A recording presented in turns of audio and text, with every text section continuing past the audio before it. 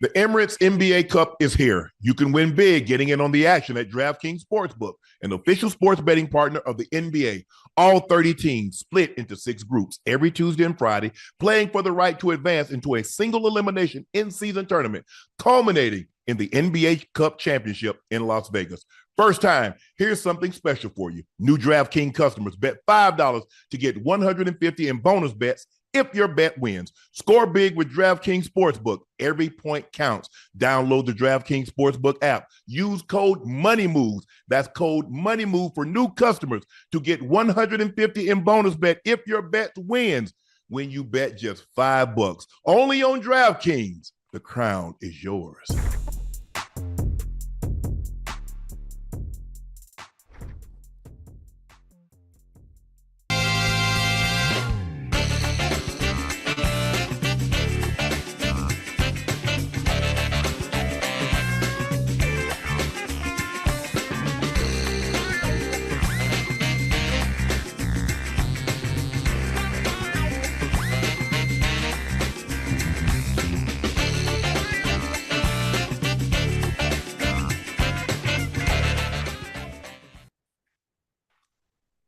Hello, ladies and gentlemen, and thank you for joining us for another episode of Nightcap. Ocho, again, is having technical difficulties, so hopefully he'll join us real soon. You just watched a very uninteresting ball game. The Green Bay Packers shut out the New Orleans Saints by the score of 34-0, and the Saints did not gain 200 total yards of offense. So we'll touch on that in just a little bit. Thank you guys for joining us again. Y'all know who I am. I am your favorite Unc, Shannon Sharpe. And again, thank you. Please make sure you hit that subscribe button. Please make sure you hit that like button and go subscribe to the Nightcap podcast feed wherever you get your podcast from. Because of you, we are who we are. Thank you for your support. Thank you for your continued support from 23 to 24 and to 25 and beyond. The crew at Nightcap cannot thank you enough for your support. Thank you. Make sure you check out Shea by Laportier. The holidays are upon us. We're 2 days away from Christmas, and New Year's is right around the corner. Unfortunately, you missed the cutoff. If you haven't ordered it already, you possibly missed the cutoff of December 18th to make sure you have it by New Year's Eve. And if you cannot find it in a city or a state near you, which you can go out and get it and have it, just order it. We'll ship it directly to your door, and you'll have it by the early in January. And do me one more favor. Please drink responsibly. Go check out my media company on all of its platforms. That's Shay Media, and my clothing company, 84 with 84 being spelled out. Our newest releases just dropped last week. We have T-shirts, sweats. We have stocking stuffers like koozies, beanies, and mugs. Quantities are limited, so please make sure you grab yours while supplies last. Everyone should be receiving their orders this week. Please let us know to make sure that you've received your order. So hopefully you got some orders today. You'll get them again tomorrow. Skip Wednesday, get them Thursday, Friday. So hopefully everything will be free and clear by the end of the week. And thank you again for your continued support of Nightcap. Tickets for the Super Bowl in New Orleans, our first spring tour stop. Tickets are on sale now. The link is pinned at the top of the chat. February 6th in New Orleans. Be there. New Orleans, this is your opportunity. Have some fun. I know the season for football hasn't been what you wanted to be. Hell, as a matter of fact, basketball hasn't been what you wanted to be also. Consider Zion has been nicked. B.I.'s got nicked a little bit, but the season has not gone the way you guys in New Orleans had hoped, be it football or basketball. This is your opportunity to have some fun, some enjoyment, get some laughs, because, guys, you've been doing a lot of crying in New Orleans over the past year. So we're sorry for that, but we're going to try to bring some laughter, some cheer, some joy into your life in 25 early. We've been nominated for 2 Sports Podcast Awards, Best American Football Podcast and Best Sports Comedy Podcast. Again, I repeat, we've been nominated for 2 Sports Podcast Awards, Best American Football Podcast and Best Sports Comedy Podcast. Please make sure you go show your support, vote for us. The link is in the chat and pinned on our social pages and in all our social bios. Again, guys, the Packers defeated the New Orleans Saints by the score of 34-0 to clinch a playoff berth. The injury-depleted Saints were no match for the Packers at Lambeau Field. The Packers offense relied on a dominant ground game, 188 yards on 39 carries. The Saints managed just 196 yards total and were shut out For the first time in over 2 years, the Packers improved to 11-4, clinched the playoff spot for the second year in a row, and the Saints got off to a promising start, but fell to 5-10. Guys, this game was not very interesting. I don't know if we thought it was going to be interesting. You're down your starting quarterback, your franchise, your great running back. Alvin Kamara is out. Olave is out. You're missing a lot of starters. And this game was very uninteresting. It just had to be played. I'm sure ESPN would have loved to have flexed out of this. But unfortunately, I guess Monday night, you're not allowed to flex out of the ball games. The Packers look really good. Jordan Love was 16 of 28, 182 yards, a touchdown, no interception. As we mentioned at the top, 39 carries, 188 yards. That's the one thing the Packers can do. They can run the football with Josh Jacobs. He's been very good at running the football. And they have a lot of young, talented receivers. Reed, and they got Dobbs, and they got Wicks, and they got Watson. They got 5-6 receivers that could get really, really lots of playing time and minutes if they were elsewhere, but they just happen to be on this team. Kraft, I love him at the tight end position, but they can run it, they can throw it. Jordan Love is really, really good. He's just getting better and better, and we know what he does come December and January. He plays his best football when it starts to matter the most. But I think everybody had to be really, really impressed. I think we'd be a lot more impressed with the Packers if they were not in the NFC North, because in the NFC North, you got a 13-2 Detroit team. You got a 13-2 Vikings team. 11-4 is nothing to sneeze at. There are not a whole lot of other teams that are 11-4. Maybe I think Buffalo is 12-3. Obviously, Kansas City is 14-1. But nobody else, who else can say they're 11-4? They're 11-4 and third in their own division, which they would definitely have if they were in any other division other than the AFC West or the AFC East. They would be sitting atop all the other divisions, getting a home playoff game, and they still could. They got Green Bay, they got Detroit, so there's a chance they can win out and overtake and get the number one seed. But Detroit looked really good, and I don't know, it's hard to judge when a team is depleted as the Saints are, so it's really hard, but I think the Packers are a really good football team. The Saints are really bad, even when they were at full strength. They're not what we thought they would be, considering the smackdown that they laid on Dallas, and I think they won the first 2 games. They scored about 90 points, and hell, they might have not scored 90 points in the last 13 games. But it's been really bad. The head coach has already gotten fired. Dennis Allen lost his job.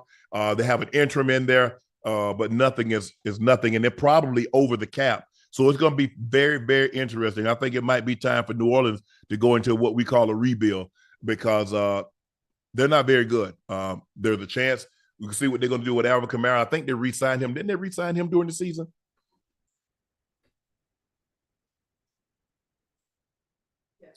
They re-signed. They re-signed him, so he'll be back. It really hurt when Chris Olave went down. He's their best receiver. They have decent players defensively. I thought they would be a lot better than what they are defensively. They got Cam Jordan, they got Honey Badger, they got Demario Davis. They've got they traded Lattimore. They traded him to the Washington Commanders. But I thought the defense would be a lot better than what they showed offensively. I'm not surprised, considering they were a breath of talent, a lack of talent to begin the season. And then when you lose your best receiver, you lose your best running back, it's kind of hard to overcome that. But give them a credit. You can only do what you can do with what you have. But Green Bay took care of business, and that's what you want to see. You want a team. When I'm the better of the teams, I don't want to give you hope. I don't want to have you hanging around thinking you're going into the fourth quarter, the second half, with a chance to beat us. This game was basically over. The first 3 drives, Green Bay goes bam, bam, bam, and it's 21-0. And for all intents and purposes, the game was over at that particular time. But I love the way Green Bay approached this ball game. They came out, they handled business, and they did what they were supposed to do, which was dominate an inferior ball club, and left no doubt in anyone's mind that New Orleans did not belong on the field with them tonight, and this is what they were supposed to do.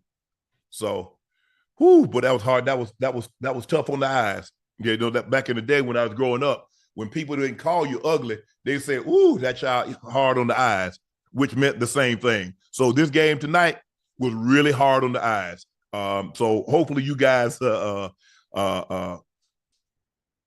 stomach it. That's all you can do. That's all I can say you did was stomach it, because it wasn't a very interesting game, especially from a New Orleans. You're a Green Bay Packers fan. Obviously, you loved it. Your team win. Still have a chance to maybe theoretically, could they get the number one seed? Could they get the number one seed? If they beat Minnesota and they beat Detroit, would they leapfrog Detroit? Nah, unless what you call them lost another game, right? They would have to both lose, but there ain't no way they could lose out because they play each other. So one of them will get the. So there's no way Green Bay could get the home field. And I think what you call them only has 3 losses. How many losses does Philly have? 3. So Philly would have to lose out also to give them a chance. So there's really no hope for that. Guys, if you watch First Take this morning, you saw me issue a statement to Herbie and Kirk Herbstreit and Chris Fowler. And I just want to clear there. I want to set the record straight, because what happened was, into my estimation, the game, Ohio State and Michigan. And Michigan was, Ohio State was 19-point favorite. This was their opportunity to get their get back. They haven't been in the Big Ten championship game in quite some time. They hadn't beat Michigan in quite some time. So this was their opportunity. Harbaugh's gone, and he took a lot of players with him to the NFL. And so a 19-point favorite, a home favorite, and this was your opportunity to get your get back, to get your lick back, and get into the Big Ten championship game. And that didn't happen. And so I tweeted, I mean, if losing this game, does Ryan Day get to keep his job? I think that's a very fair question to ask, considering you've lost, you've lost 4 out of 5. You lost the last 3 now. Ohio State is one of these blue buds. It is just not good enough to win 10 games in a year. And I know he's a really good coach, but at the end of the day, you're not paid the kind of money you're paid to be really good. You're paid to be great. You're paid to beat Michigan, win Big Ten championships, and go compete for the national champion. Now, there's still a chance he can win the college football playoff, because you can't win if you're not in. But for me, guys, and I want to go ahead and say this, Kirk and I exchanged texts earlier today. But my point was, and I don't know if he was talking to me but I just felt that I didn't think at that point in time the commentary was warranted. Yes, Ohio State won. I think everybody knows Kirk Herbstreit went to Ohio State. He mentioned, someone sent me a thing that he and Ryan Day are very good friends. So I think he was taking up for his friends. But I believe you can take up for your friends without taking a shot at your teammates. And I felt he was taking a shot at First Take. Now, maybe I wasn't on that day that he was talking about, but everybody that's on First Take, if anybody knows anything about me, they know I'm a great teammate. Whether I played in Denver, where I played at Baltimore, whether I was on CBS, whether I was on Fox, I'm a very good teammate. And when you take a shot at them, you take a shot at me. And I just thought it was unwarranted, because I didn't think it added anything to the commentary. It was totally, for me, I thought it was totally unnecessary. So we had a conversation today. We cleared the air. He told me what he was thinking. He apologized. I let him know what I was thinking. But and I know I wasn't sensitive, because if I was sensitive, I'd have really laid into it. Y'all know me. I don't bite my tongue for nobody. There are certain times that I felt that that you should stand down in the situation before you say something that you will regret at a later date in time. But in that situation, I was very, very disappointed, because I'm like, whoa, bro. This is not the time or place. And if you got teammates, you got a problem with somebody they said, and anybody that's ever been a teammate, you know, if I got a problem with my teammates in Denver, I got a teammate with my teammates in Baltimore or CBS or Fox or now at ESPN, I'm not going to air it. I'm going to talk to them. And it was a very similar situation with Ocho and I. And I called Ocho and I had a conversation with him, and I said, bro, that's my bad. You and I have had conversations about this subject before, and I should have again, reached out to you and say, Ocho, I need you to be more on time, handle this thing a little bit more professional. But I let my frustrations, and I let my I'm not trying to big up Ocho, but if we're trying to do what you want to do and what you say you want to do, we're going to have to be professional, because people that might want to purchase this want to know that we're going to be on time. If the start time is 8 Guys, y'all know we can't start at 8:10, 8:07, 8:13, 8:15. We're gonna have to be professional, and I want to be professional at all times. But I was glad that Herbie reached out. We were able to put this behind us. I know it blew up. I didn't think it was gonna go the way it did. But no, my ESPN bosses did not reach out to me and ask me to issue this. I don't know if they reached out to him and asked him to get in touch with Shannon. I don't know. But I just know how I felt. I was disappointed because I didn't think that added anything to the commentary, and he didn't need to. Okay, I know he's happy that Ohio State won, and I know that he lives in Columbus, the Columbus area, and he mentioned that he's a very good friend of Ryan Day. But being good friends and then taking a shot, and I just wanted to know: are we teammates or are we not teammates? That's all I needed to know. Because if we're not teammates, okay, hell, let's throw caution to the wind, and every chance we get, because I got my show 5 nights a week. And I get an opportunity, if that's how it's going to go, I'll take shots 5 nights a week until no moss, until I see not no white flag. I know I need to see white clouds in the sky. Totally. So that's where I was on that, guys. And so Herbie and I are good now. I'm glad we had the text communication. And that's what grown men and adults, that's how they should handle the situation. We shouldn't have to go back and forth on social media. I wish that incident did not happen. I don't think it had to happen, but I think we both learned from that situation and how to handle situations like that moving forward. So congratulations to the Buckeyes. Herbie, I know you're happy that your Buckeyes won. That's got to, I can just imagine if Savannah State is ever fortunate enough to get too close to winning the Division II or national championship, man, I can just imagine how I'm going to feel. So congratulations. And I'm glad we were able to get past this, but I take being a teammate very, very serious.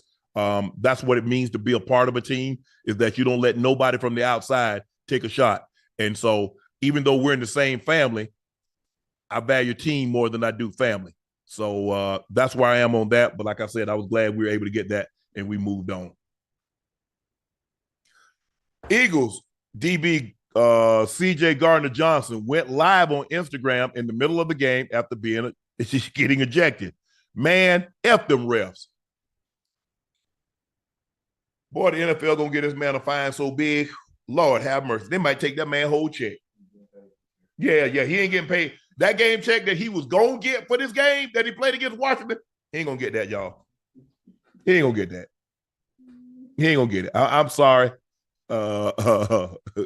Yes, Mickey signs both of our checks, but a lot of other people sign my checks too. That's the luxury of having.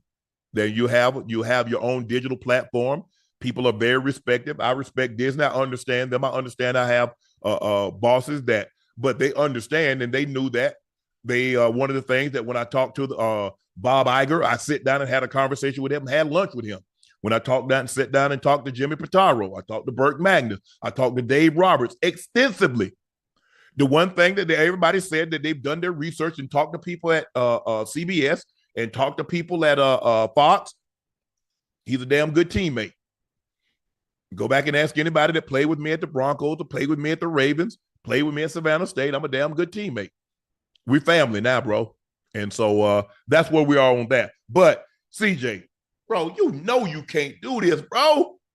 You know the NFL has made it abundantly clear. I think you're supposed to put your phones up like 30 minutes before the game or an hour before the game, and you damn sure can't tweet or go IG live during the game. Oh, Lord have mercy.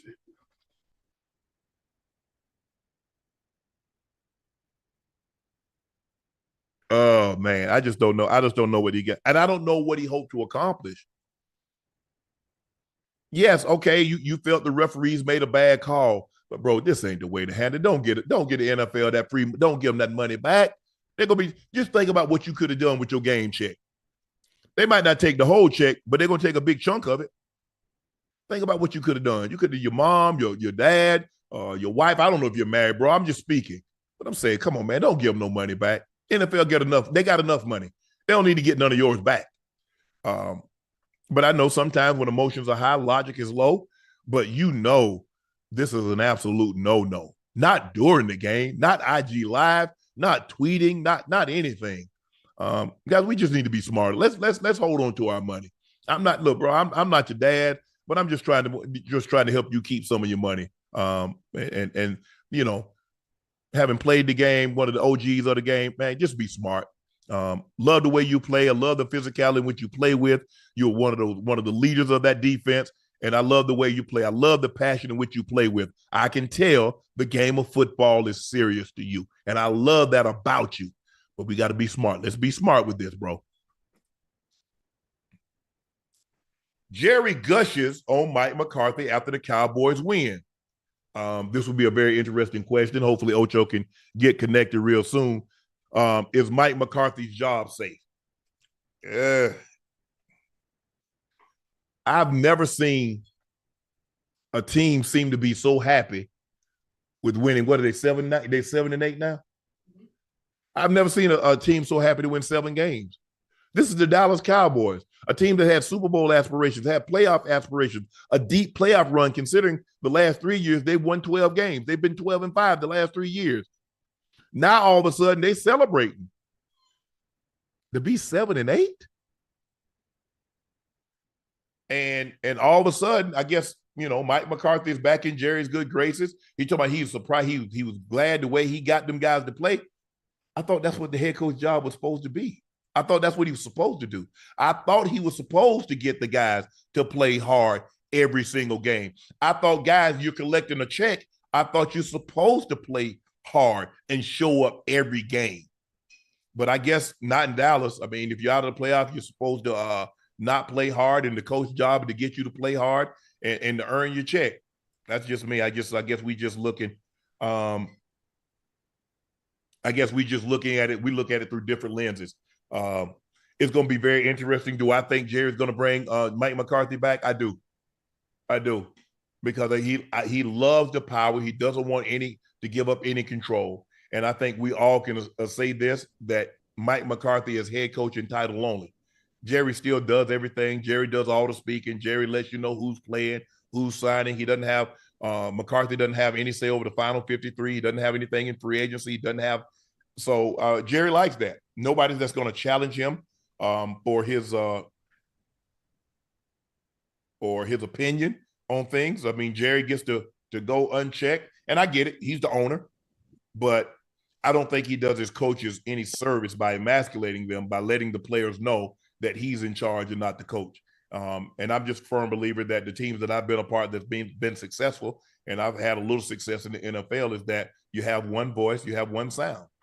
And right now, the one sound, and it doesn't come from the owner. It comes from the guy that stands before those guys on a daily basis in that locker room, in that meeting room, and try to get those guys on one accord. And it's just hard for me to believe that will end up happening with Mike McCarthy. But it's not the coach, it's Jerry. Jerry has his way of doing things. Jerry's not going to change, no matter how much us in the media, we talk about it, no matter how much the fans talk about it. Jerry likes it this way. He likes the control that he has. I think Jerry is more interested in money than he is winning championships, because it doesn't matter. They're the most valuable franchise in pro sports. So it doesn't matter if they win. It doesn't matter if they lose, because they're going to make a boatload of money. They're $10 billion. So they're going to make a boatload of money regardless. So with that being said, I don't think Jerry changes anything. And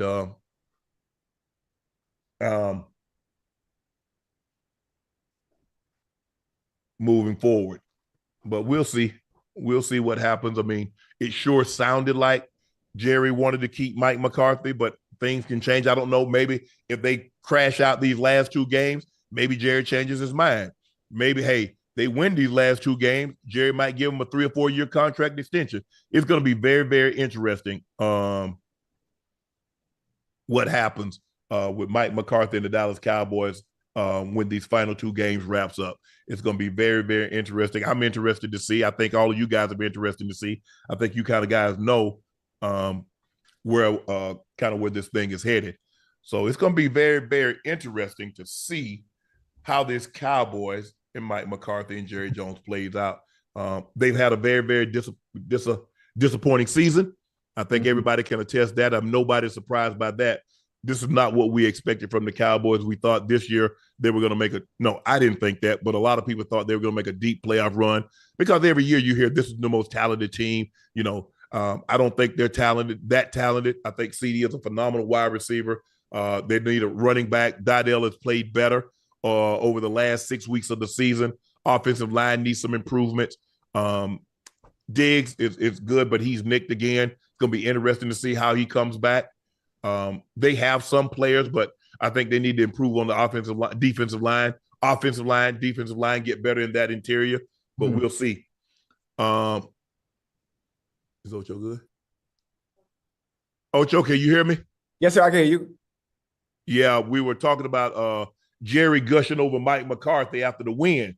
Do you think Mike McCarthy's job is safe? That's all a game. That's all a game. You understand owners' behavior patterns when it comes to players, when it comes to coaches, because you win a game or something happens good in a short time span, but they don't forget how they played the entirety of the season. Mike McCarthy's job is not safe. Jerry Jones knows that. Gushing like that and saying nice things to have him thinking or to have the public thinking to draw attention not only to himself, knowing that Mike McCarthy's not going to be the head coach next year, is full of shit. It's full of shit, and he's done it before. He's done it with players, and he's done it with coaches. This is the 1, 2, 3, 4th time he's done something like this. I'm not going to bring up the names where he's gushed about them and said good things about them, including players in season when they're playing well, and things have happened behind closed doors, and they've been fired and they lost their job. So you think Mike McCarthy is gone? Absolutely. Absolutely. I think he's coming back. Not only is he looking for another coach, he's not looking for a big name. He's looking for someone else who can be, I hate saying this, and excuse me, I mean no disrespect to Mike McCarthy, someone that can be a puppet, someone where he can still be the center of attention, but he's going to want to go in a different direction to see who we can have that can be the leader of men, that can get them to winning like they did before the previous 3 years before this year, where they went 12-5, if I'm not mistaken, over and over. Even though they lost in the first round of the playoffs, he's looking for someone else new. He just is. And saying the things that he said, he's always saying good things. He's always saying good things, like when they're winning or they win a game or they beat a certain team, and all of a sudden that specific Cowboys team, all of a sudden looks like the Cowboys of the '90s when they won championships. Like he just says anything. He does. You take it with a grain of salt. So Ocho, we differ on this, and Ocho thinks he's gone. I think he's going to be back. You do what you've always done, you'll get what you've always gotten. But Jerry likes that kind of control. He likes being able to, and he, like I said, any coach that takes that job, you have the coach. I mean, look, there are only 32 of them. Yeah. And you're talking about the most valuable sport and the most valuable franchise in sports.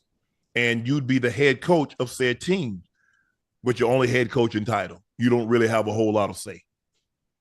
Lamar Jackson said, sorry, Harbaugh, but he won't be in the locker room at halftime. He'll be watching Beyonce Christmas Day halftime show. Where you at on this, Ocho? I don't think I need to say anything because I think y'all know where I am on this, but go ahead. Lamar trolling, man.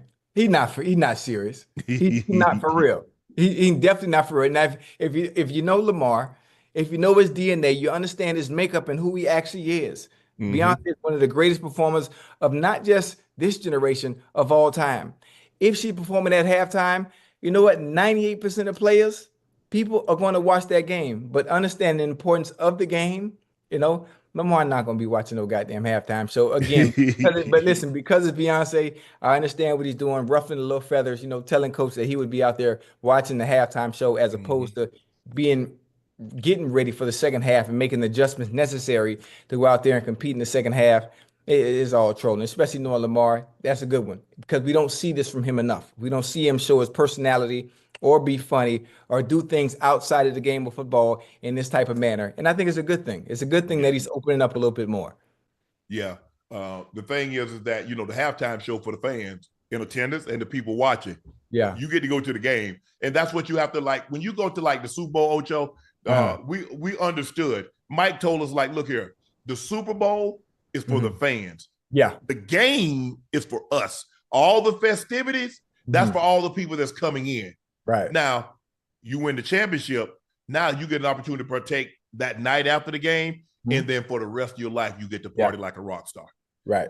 There's no, I mean, now they're going to chronicle this game. You go back, Ocho, they've been what, 50? This will be the 59th Super Bowl? 59th. 59. 59, Super Bowl 59? I think the Super Bowl 59. And so, with that being said, I want to be on the winning side of it when they chronicle it. Yeah. Right. Because I've been on, played in, I was very fortunate, Ocho, to play in 3. But I remember looking at the guys' faces as they're walking off the field that wasn't on the Broncos or the Ravens. Right. I remember when we played in Tampa and we played the Giants, and we arriving at the airport at the same time.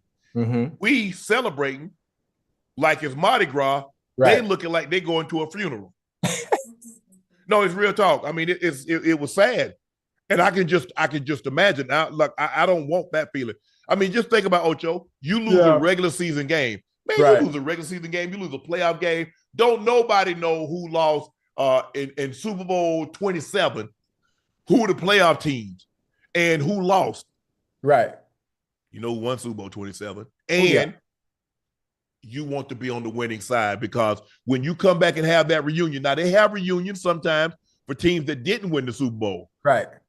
But it ain't the same. Nah. To go back and we have the anniversary. I think we about to have the hold on, we went 97. Nah, we're ways away. we're ways away before we about to have the 30-year anniversary of our first Super Bowl. Right. Hey, I think we got the 25th anniversary of the Ravens Super Bowl. Or was it this year? So you done missed it. Nah, it's this year. You going? I doubt it. I gotta work, man. But it's great. It's Lamar, all that money you got, man, you better get, when Beyonce go on tour again, get you a suite. She'll be in Miami. You can check out. And her Christmas, it ain't like her concerts. Like he said, he's never seen Beyonce in concert. Right. Trust me, it's worth the price of admission. Oh, absolutely. And trust me, Lamar. Trust me. Hey, I got my old ass out there. She had me standing up. Yeah. Listen, there are very few people who are worth the price of admission. Yeah. That you get to see once in a lifetime. Beyonce is one of them. Yeah. Chris Brown is another one. Seeing Bruno Mars in person. Boy, you better stop with Bruno Mars. What? You know about dude Bruno? Is off the chain. You know about Bruno? Yes. Oh, why you in touch? You in touch? Yes. Hey, he can play the instruments. He can dance. He can sing. He can do it all. You know what? He reminds you, like, because Prince could play all the instruments. Hey, come on now. And could sing and could dance and all that. Man, Bruno Mars. If y'all never seen Bruno Mars in concert, different. Now there you have people that get on stage and they have stage presence. Yes, they command the eye. It's like going to a strip club, and I mean no disrespect. I know you're gonna know exactly what I'm talking about. Yeah, and you have people that is dancing for the money. And that's people that's coming to entertain. Yeah, some of them they modeling. I'm like, nah, I'll get these Victoria's Secret models out of here. I ain't come to see that. So you know the difference. I got 20 for the top and 20 for the bottom is all. I'm trying to see some draws fall. Listen, there's a young lady, and I always use this in reference because she was so good at her craft. Long time ago, back in the days, I used to go to the strip club. Obviously I'm from Miami. I never forget. I used to go to King of Diamonds. Chad, y'all stay with me because some of you that might be my age might know. There was a young lady by the name of Tip Drill.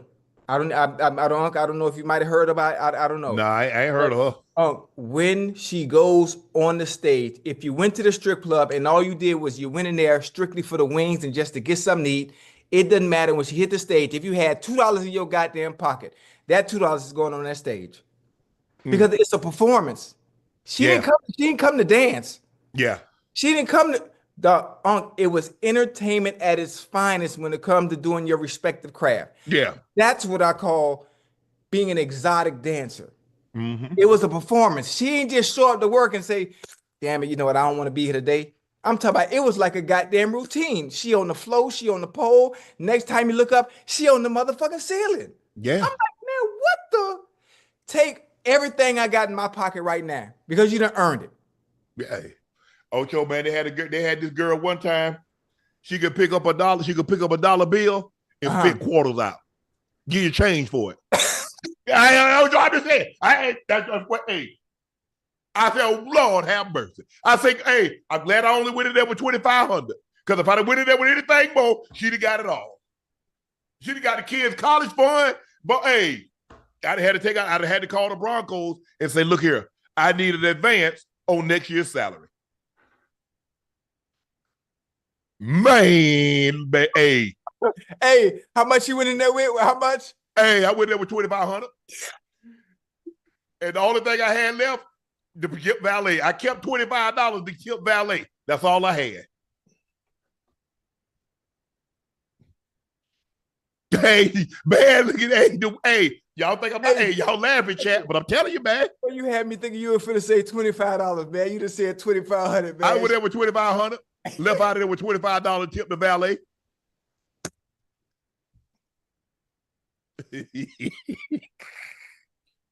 Man. And hey, that's why I stay up out of there. Hey, them women be too fine, Ocho. Hey, Lord, hey, that's a good one. Ocho, bring your camera back. You're a little blurry. Refocus it. Okay, let me focus up. Let me focus up. God damn, that was funny. Yeah, man.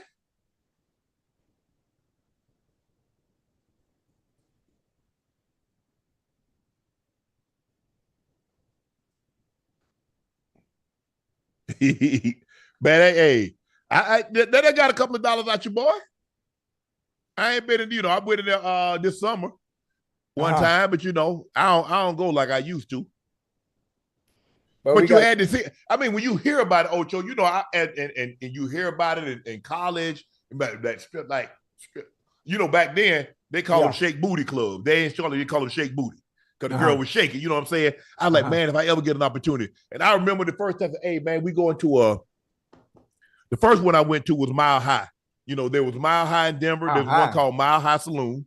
There's one called Shotgun Willie's, which was on Colorado Boulevard. And there's another one called the Diamond Cabaret. The first one I went to, boy, they had them Amazon. I'm talking about like 5'10", 5'11". I'm talking about 165, 170 from Nebraska, Oklahoma, like the Midwest. Yeah. Oh, Lord, have mercy. Yeah? Yes. Yes. You talk about us or you talk about the other ethnicity? Other. Man, you're in Colorado, bro. Oh, my bad. I don't know because I've never been.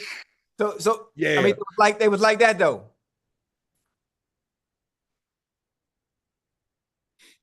Sometimes, I used to like go to like different cities just to see, right?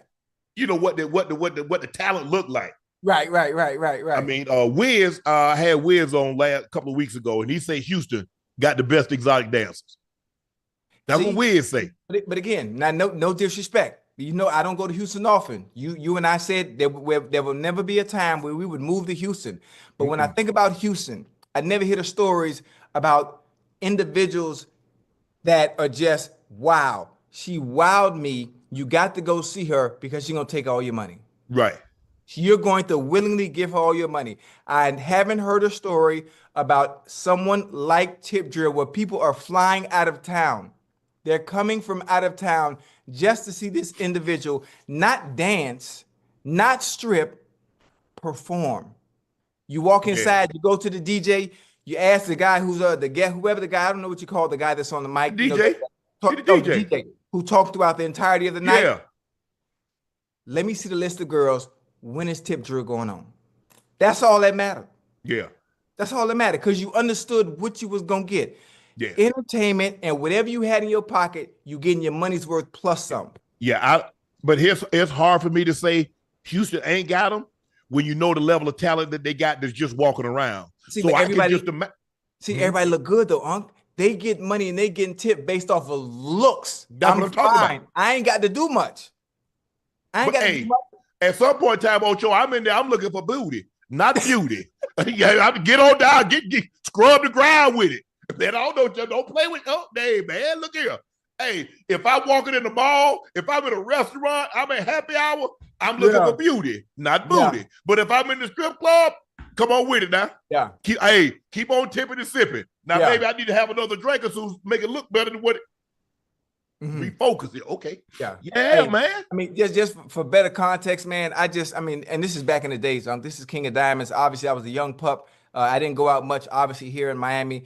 But that memory of just being able to see her, to give people better context when it comes to performers and entertainers like a Beyonce or like a Bruno Mars or like a Chris Brown, that when you go and you watch them perform, you get your because of the entertainment value that they bring, the stage presence that they have. Everybody doesn't have that gift. No. There are a lot of entertainers, but everybody doesn't have that gift to command the eye and your attention. And you might not fucking blink the entire time they're on stage because you don't know what's happening. You don't know what's coming next. And that's who that young lady was. For me, in my small experiences with the nightlife, I did it maybe a year or two, if that. But just still to this day, you got to think I'm damn near 59, and I still remember. Oh yeah, I still remember. Oh my God, I ain't never seen nothing like that. Don't think it's grandson. Look here, I'll marry you. You cook, I'll marry you. Hey, man, look here. When O'Shea was younger. See, the Lord knew what he was doing. He didn't give me a whole lot of money, so they couldn't get a whole lot of money out of me. But had I been a first rounder, I might have been where they now. Hey, you would have been one of them that walk in the club and she bad. You sit her down, she give you a dance like, I don't want you to dance for me. Just sit down here. Let me talk to you. And you whisper, like, why? Listen, baby, why you in here? Why you here? you know, hey, Ocho, you ain't got to do this, right? I don't even know why you ain't got to do this. This could, I can make all this go away tonight, not tomorrow, tonight. Girl, let's leave this place behind. Hey, hold on, you got to tell her. Listen, go on back there, go pack your bag. Pack it. Hold on, how much? Hold on. You got to figure it. How much is your tip out money? Let me ask you a question. How much you made? I'm a double it. Get your stuff. Let's go.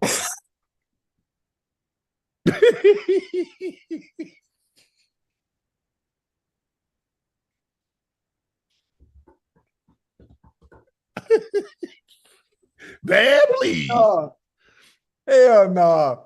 Hey, listen. I'd have heard the stories. So what I'm saying happens. I know a story that happened.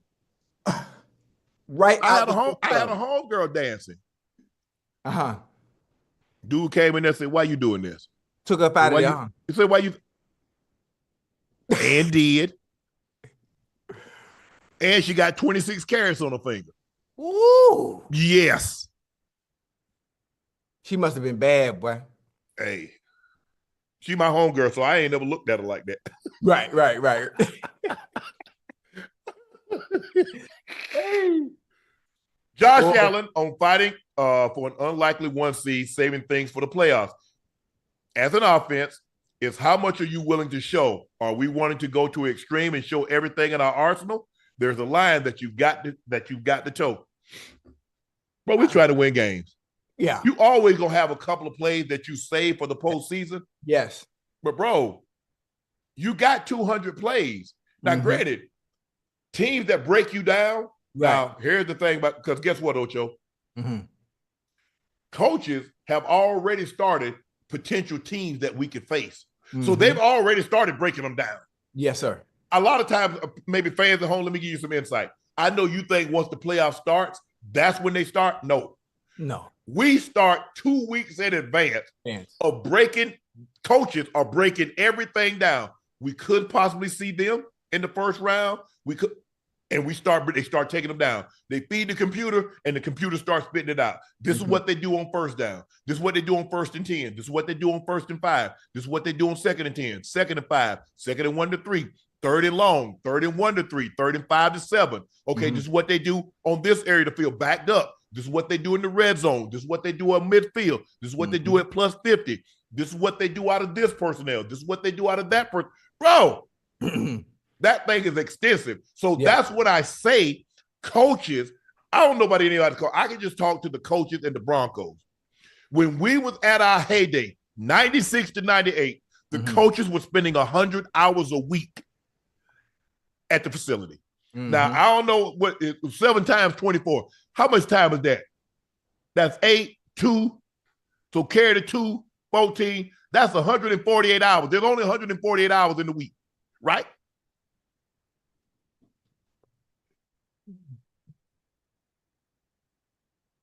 How many hours in a week? 168. Okay, 168. 100 of those hours were spent at the facility watching film. So practice and watching film. You go home, hey, baby, how you doing? You get a meal. You might see the kid. You see the kids, and they come right back over there. Yeah. That's the level of dedication that you got to have. Right. And so they spend that kind of time. Bro, if they spend that kind of time, I got to spend that kind of time studying it. I need to know forward and back was what that guy gonna do. I'm looking at I'm watching, I'm looking at his foot placement. When his foot's like this, he drop it in coverage. When he like this here, he expect and run. I'm looking at all that stuff. I'm looking at you back off the ball a little bit. Y'all getting ready to start. Hey, watch the TE. Watch the ET. He back off the ball. Oh, you cheating. You ain't, man, get out of here. You're not coming. Right. You think I think you coming, and that safety way back over there. Yeah. Yeah. I mean, based off what Allen is saying, especially when it comes to how much of an offense are we showing, the funny thing about it is when it comes to teams and game planning, week to week, your game plan always changes. Yeah. Game plan always changes based on who you're playing. You have a group of plays that fit for each team you're going to play. Some things you ran last week aren't going to work on next week's team. Right.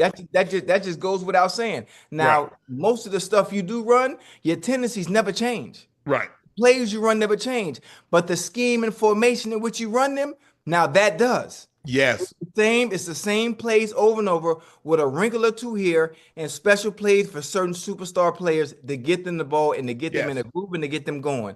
Now, that's different. Yeah, we're going to run some plays out of 12 personnel. We're going to run some plays out of 21. We're going to run some plays out of 11 personnel. Yeah. The personnel might change and the plays, but hey, we just got different people doing some of the same thing. That's the only difference. Yeah. And how well can you disguise it?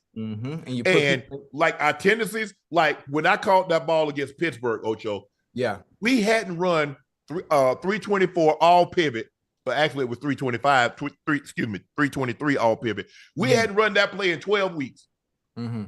They called a play. John, that play ain't in the playbook. I know all 200 plays. That play ain't in the playbook. Right. Run it. That play, we didn't practice that. I said, it's not in the playbook. He said, it is now. Now go get open.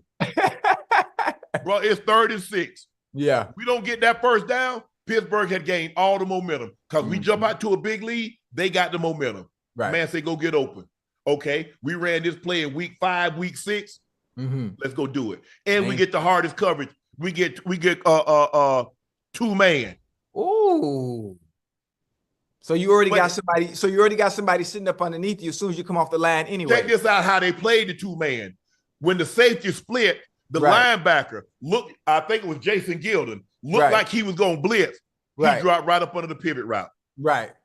Ocho, if he does this, the ball hits the back of his hand and goes to the ground. Right. He tried to do this. And when he did this, by the time he swiped, the ball was on my chest. Yeah. The ball was on my chest. That's right. When they say it's a game of inches, it absolutely is. That's an example of it right there. It is. But there's a lot that go into it. You don't understand. Sometimes I think fans just think the guys just show up, but there's a lot of work that go into it that's being the best that you possibly can be. So you imagine what we go through as regular players, now think about what's on the quarterback's plate. Time is a reason they get paid the money they do. It's and to process all that, Ocho, look, I know what everybody had to do, but I know what I got to do. And if somebody gets injured, if I have to go in and play that position, I know what I got to do. But that Joe got to process that stuff at 1,000,000 miles an hour. One's covered. Let me go to 2. If 3, can I get to 3, or do I take the check down or throw it away? And it's every single game. It's every single play. He has to be operating that. Yeah. I mean, that's why people like, you must have been, Ocho, and you can attest to this. Your adrenaline is going so much. It's hard for you to go to sleep after the game. Because, bro, I'm still up here. I'm still up here. Mm-hmm. It takes a while for that thing to come down because I'm bad. Hey, listen, the quarterback, obviously, you as well, the quarterback has to operate at a high frequency, so high and be so sharp and be so detailed and has so much to process before the ball even snaps. Oh, yeah, for sure.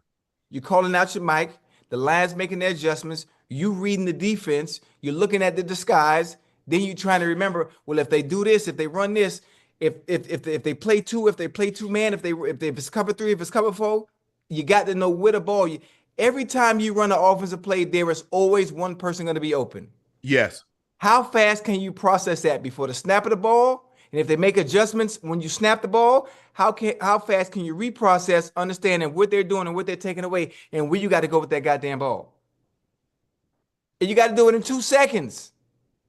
You ain't got a whole lot of time. And over and over and over. The sharper you are mentally, the better you know your opponent and their tendencies and what they like to do, the easier job at the quarterback position. That's upstairs. Now, once you got the mental part down, then you add the skill, the throwing motion, the ability to run, then being able to scramble, and you put it all together, you get your Tom Brady's. You get your Lamar Jacksons, you get your Josh Allens, you get that specific skill set that makes them special. Yeah. But what separates them from everybody else is up here. Mm-hmm. Oh, yeah, for sure. You got to be able to process like this. How fast can I process it and then allow my skill set to take over from that point? Then that makes me an elite quarterback. Yep. But you got to put that time in. I mean, study. And it's so greatness is mundane. People are like, oh, I like excitement. There's nothing exciting about greatness because it's a mundane process, because you do the same thing over and over. How many hours did Tom Brady, did Peyton Manning watch film? How many hours did Jordan and Kobe and LeBron and all the greats do what they did? How many times did Griffey Jr. and Tony Gwynn watch the picture? And what Griff, like, I'm picking the picture up by the way he tilted his glove, by the way his hat is tilted. Greatness is monotonous. Yeah, man. And people don't understand how boring it is to be great. Or another thing people don't understand. Everybody wants shortcuts, huh? Everybody instant access. Everybody, you know what, I want to be an entrepreneur. You know what, I want to be a musician. You know what, I want to be a rapper. And looking at those that have made it at the highest, to the highest of whatever their respective crafts may be, I want that. But they want to take the shortcuts. Yeah. They want to do it the short way. Or they want to be, what do you call it? Not one hit wonder. One hit wonder's the right thing. You have one album, one song, and that's it. No. But they want instantaneous gratification, Ocho. And listen, you look at all the greats. Look how long it took them to get where they are. The Drakes. It's a price. And I tell people get Michael Jackson. Look when the greatest started. Look at Beyonce. They have footage of Beyonce at 7, 8 years old. Mm-hmm. Understand what it took. Star Search or what's that? That's Incredible. Yeah, all those shows. Look at Tiger Woods. Yeah. Remember when Tiger Woods was on? Tiger Woods had to be 3. Yeah. Yeah. Yeah. All the great ones started a very, very long time ago. And it's the instant process. It's the discipline. That's what half of us, 98% of us don't have, the discipline to put the work in over and over and over and over until it becomes routine, until it becomes habit. The things that most people see as difficult, that most people see as hard, getting up in the morning, being disciplined, it just becomes routine after you've done it so long. It takes 30 days to create a habit, 30 days of consistency to create a habit. And it takes that much longer to break it too. Look, there's a price to be paid for greatness. And if you're not willing to pay that price, you don't deserve to be great. There's a price. It's a heavy price to be great. Yeah. And it's a lot of sacrifice, because you're going to have to sacrifice not only of yourself, but you're going to have to sacrifice some of your friends also. Oh, everybody can't go with you. Everybody not met. Everybody can't go. That's why most cars they can only fit like 3 or 4 people. The bus have 50. That's a good one. There's a reason.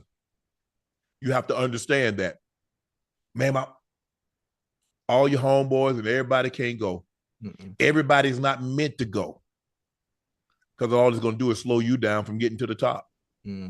But it's lighter, because even planes, there's a limit on what they can carry. Yeah. On the elevator, there's a limit on how much you get on there, or the elevator won't go. Yes, sir.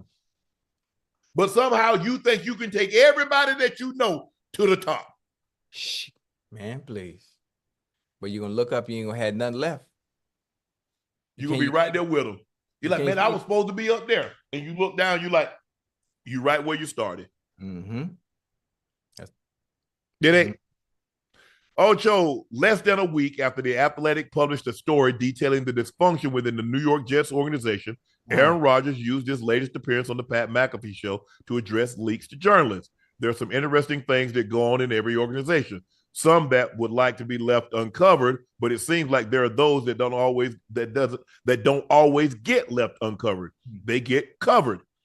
It can't be the norm that so many leaks and so many people continue to have conversations, whether it's getting some sort of anger, revenge, or even with people who are still in the building. He didn't say none of that was untrue. But anyway, okay. Obviously, what's best for the Jets is not having those types of leaks all the time. When that gets figured out, it'll be a little easier to win.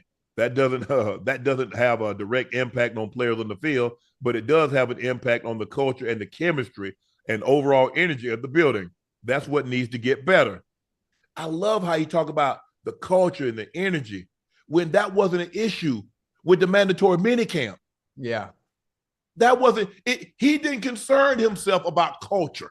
I mean, I'm trying to figure out, how does he think a culture gets established? Does he understand how a culture gets established? Yeah.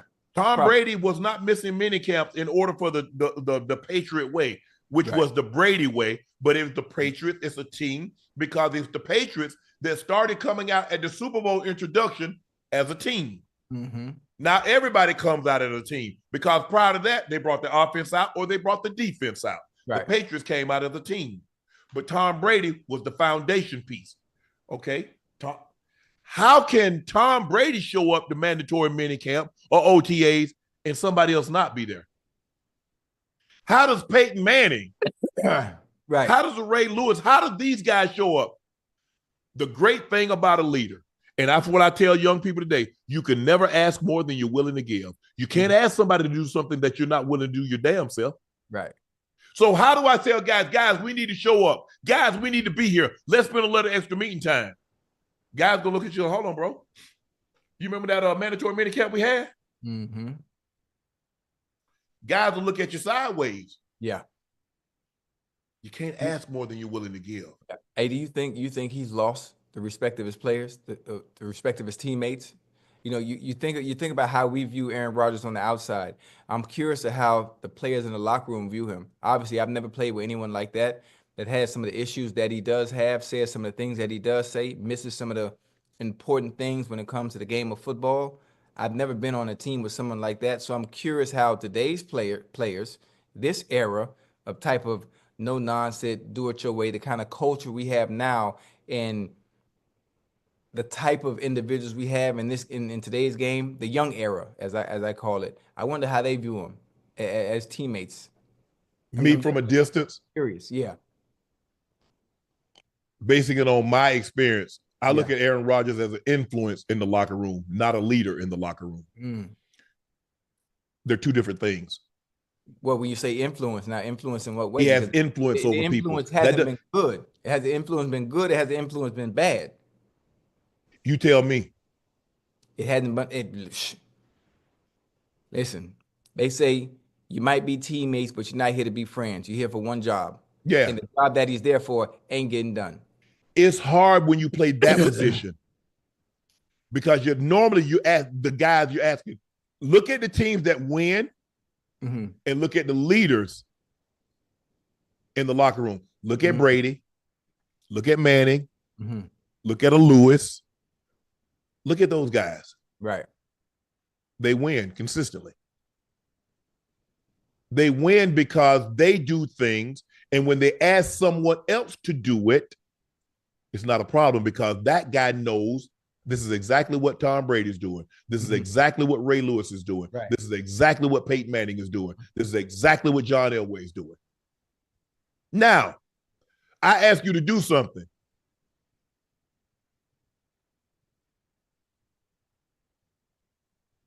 And you're not doing said things. And I know you're not doing said things. That's a little. I love the thing that I loved about 7, and I wanted from my leader is I wanted football to be the most important thing. Because you're telling me you wanted to be the most important thing to me. You say, right. Shannon, I want you to study. Shannon, I want you to be in the best physical condition you possibly can be. I want you to give it your all. Right. But that's not what you're doing. How can you ask a man to do something that you're not willing to do? Right. Yes, stories going to get out. I think that's more stories but stories got out in Green Bay. That's how we found out that the Packers did not run the hiring, Matt LaFleur's hiring by Aaron Rodgers. That's how we found out that Mark Murphy said, "Don't you be the problem." Yeah. They leaked that. Yeah. On purpose. Yes. Things are leaked on purpose. Yes. Yeah. I mean, he knows. I mean, he should know. I mean, you've been around the NFL long enough to understand how things get out. There's always a source. There's always a leak. And things that come out, they come out on purpose. There's a reason for it. You know? I think is that and people like, oh, you have to understand there's a reason why the Schefters and the Shams and rest his soul, Chris Mortensen and the Jay Glazers, there's a reason why they have jobs. Right. They fostered and cultivated relationships with individuals, be it players, be it coaches, be it owners, be it general managers. Right. And so when stuff comes out, why are we shocked? You heard it. You just didn't want to believe it because it was about your favorite team. It was about your favorite player. Yeah. So you didn't want to believe it, but the writing was on the wall. It does. Look, I had a great Adam Schefter and I came into the league together. He was in Denver. Right. I used to go to dinner with Adam Schefter and his parents when they came to town. I had that type of relationship. But you ain't getting no football stuff out of Shannon now. Right. Our relationship is our relationship. Hey, you came in, you was a rookie, I was a rookie together. Hey, we loved, but that was the extent of it. I'm not giving you no information. Right. I've for the most part, I've always had a great relationship, be it Mark Kisler or Woody Page, all the guys that wrote for Denver. Bob Kravitz, he writes, I think he's a columnist in Indy now. He was in Denver. I've always had great relationships with him. They ask me, I'll be as honest as I possibly can, but you're watching the game, but I'm not giving you no information such and such as he's dogging it and he missed practice and he didn't come to meetings. I don't do none of that stuff like that. But with Tank Dell out, Ocho, the Houston Texans have claimed former Ravens wide receiver, Steelers wide receiver, Carolina wide receiver, Diontae Johnson. I think it's reported that Tank Dell suffered a dislocated kneecap and a torn ACL. Johnson will now spend Christmas in the company of the Ravens as the Houston hosts, Baltimore on Wednesday. Yeah. Ocho, I tried to tell Ocho. I remember you had this conversation. I said, Ocho. Yeah. What did I tell you what happened, Ocho? I said that behavior. I say they will tolerate you until they replace you. You cannot continuously take that type of behavior on every job. Now I don't know what transpired in Carolina, but it's hard for me to see a scenario as devoid of talent as they are, they're willing to get rid of a guy mid-season when they need receivers. Yeah. They need quality players. Right. But for them to move on, what they give up? What did Baltimore give up? A 6th round pick? They traded 6th round picks, or gave up a 6th, and they traded 7th rounders or something like that.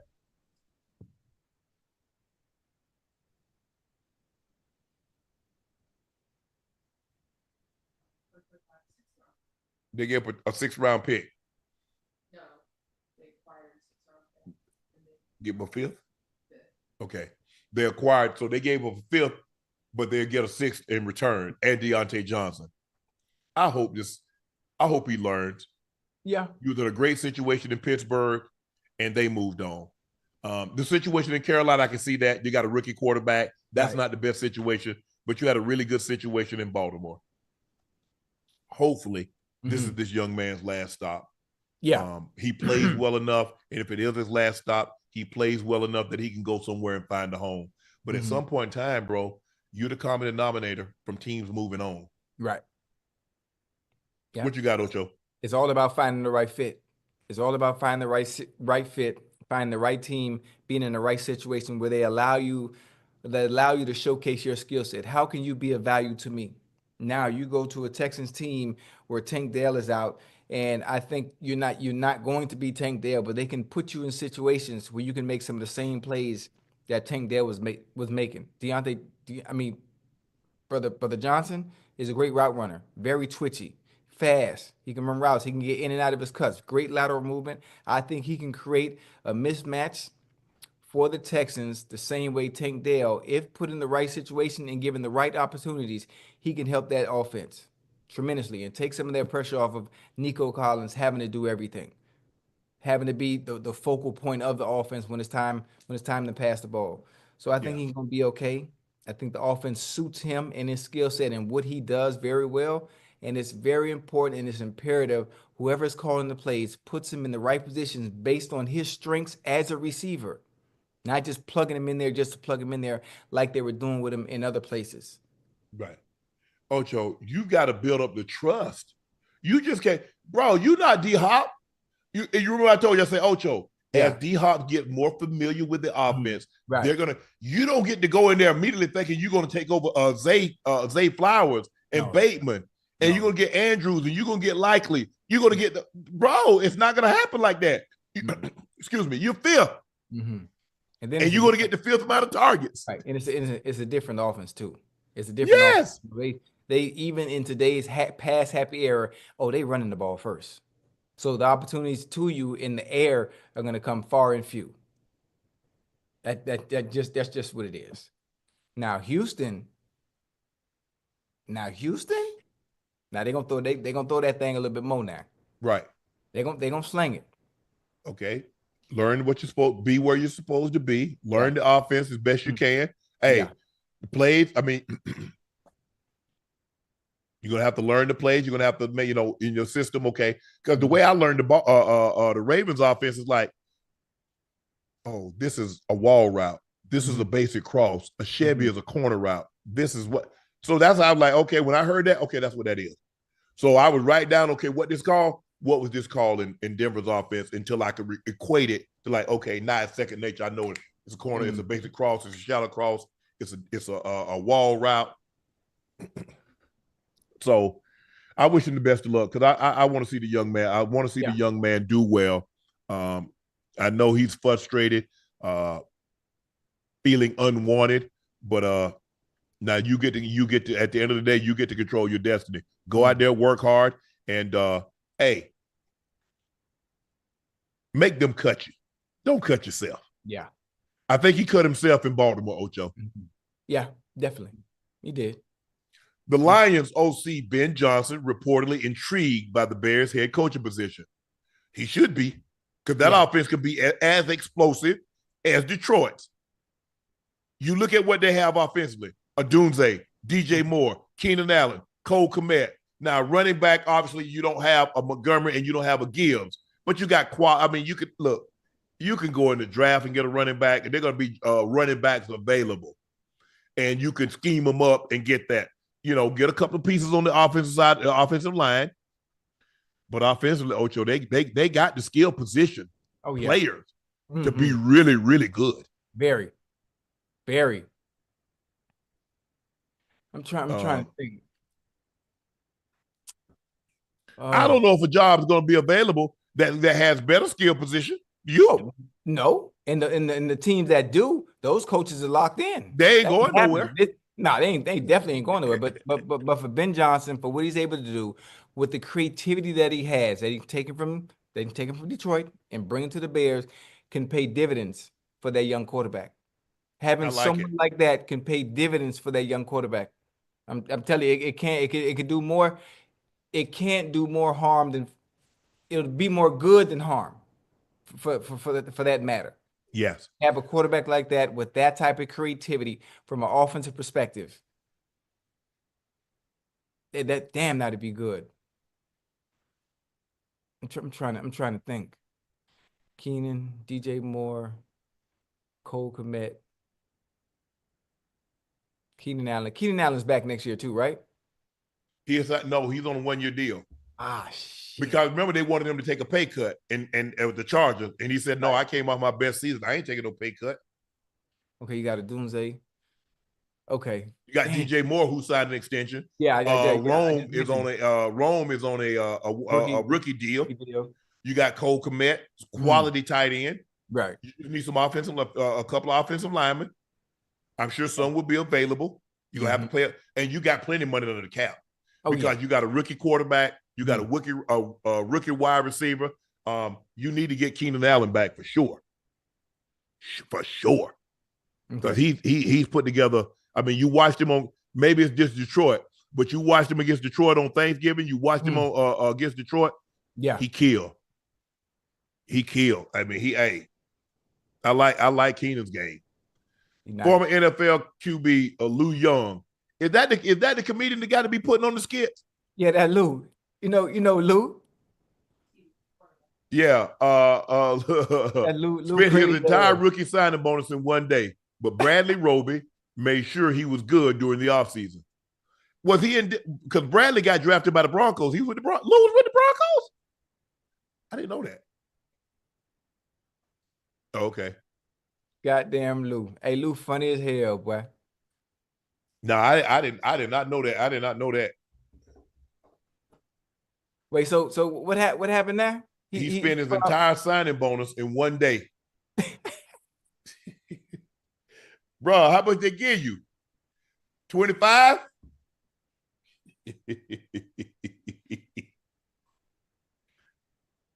Hell no.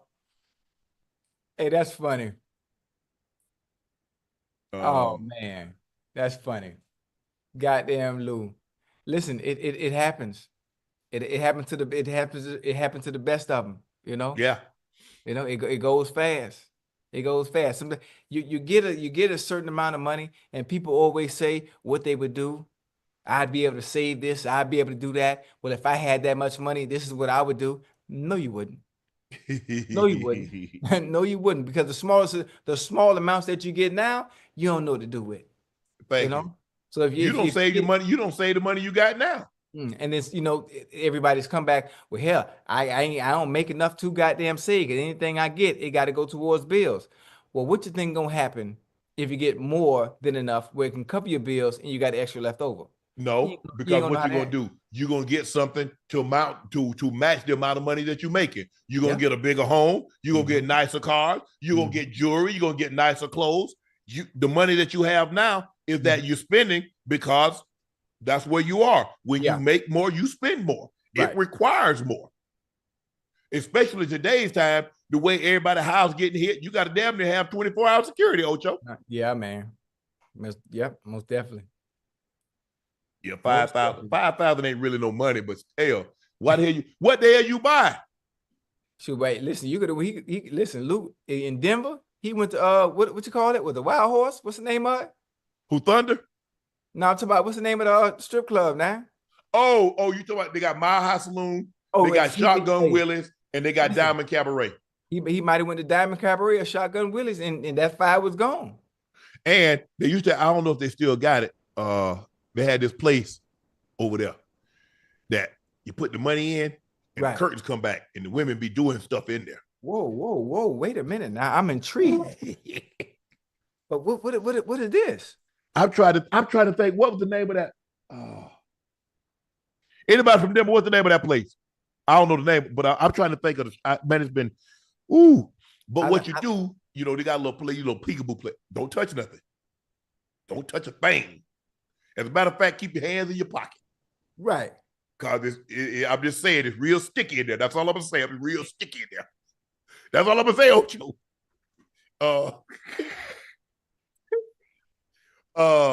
But you get the women, the curtains, and then you go put it in, the women in there, they naked. Right. And Can you touch? No, they enclosed. They're like, no, you can't touch them. Okay.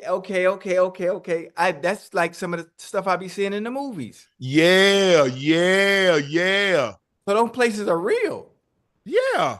I ain't never. Yeah. Hold on. You just said when they have it in the movie, they got to get it from somewhere. Yeah. Yeah. I mean, pertaining to stories and Oh, somebody say it's called peekaboos. Well, that's the name of it. Okay, that makes sense. Man, okay. See, I should. You're talking about Unc was a regular customer. See, I should. Man, I can't tell y'all nothing. Y'all put me smack dab in the middle of it. I like that. I like that. Peekaboos. Okay.